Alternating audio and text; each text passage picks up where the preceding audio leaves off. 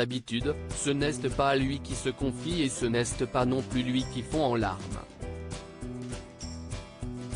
Habitué à recueillir les témoignages émouvants de personnes meurtries par la vie, Olivier Delacroix est aux commandes du magazine intitulé Dans les yeux d'Olivier depuis mars 2011. Mais ce jeudi 16 février 2023, si est l'animateur lui-même qui s'est retrouvé à faire des confidences sur son propre vécu.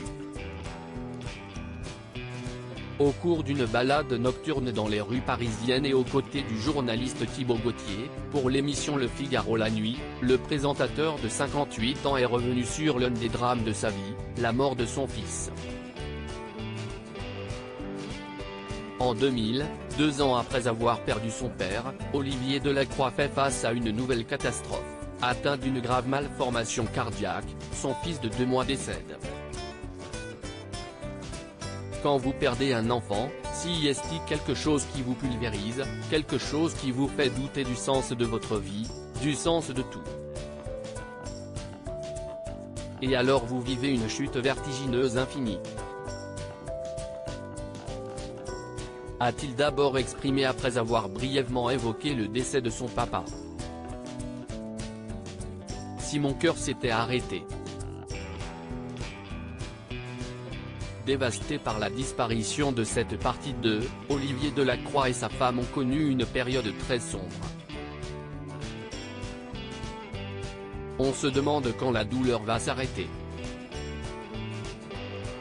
Il y a même des moments où on pense qu'il faut qu'elle s'arrête. Cela ne veut pas dire que j'avais envie de me suicider, mais si mon cœur s'était arrêté à ce moment-là, cela m'aurait énormément soulagé. A-t-il révélé avec peine. Touché, le journaliste lui a alors demandé comment il avait fait pour que cette douleur cesse au quotidien. Malheureusement, Olivier Delacroix assure que cette douleur est encore là, plus de 20 ans après le drame.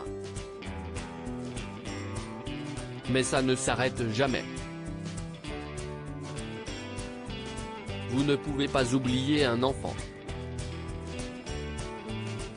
Je n'oublie pas mon père non plus, mais tous les jours j'ai une pensée pour lui.